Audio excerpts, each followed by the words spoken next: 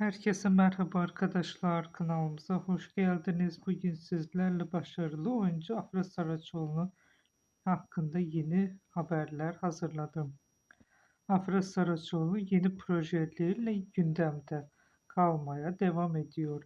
Yol Çapkın dizisinin final yapmasının ardından kariyerinde yeni bir sayfa açan ünlü oyuncunun dijital platform için hazırlanan yeni bir yapımda rol alacağı konuşuluyor. Son günlerde ortaya atılan iddialara göre Saraçoğlu yeni sezonda izleyiciliği buluşacak romantik mini dizinin hazırlıklarına başladı. Projenin detayları henüz resmi olarak açıklanmasa da yapımın Türkiye'nin tanıtımının katkı sağlayacak uluslararası bir konsept taşıdığı belirtiliyor.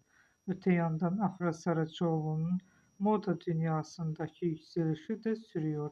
Ünlü oyuncu son dönemde katıldığı davetler ve marka işbirlikleriyle sosyal medyada büyük ilgi görürken hayranları yeni ekran projesinin duyurulmasına heyecanla bekliyor.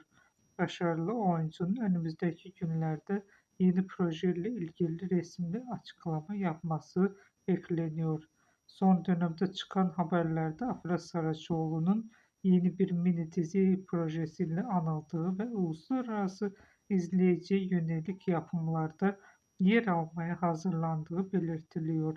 Ayrıca 2025-2026 döneminde yeni marka işbirlikleriyle ekran projeleriyle gündemde kalmaya devam ettiği aktarılıyor.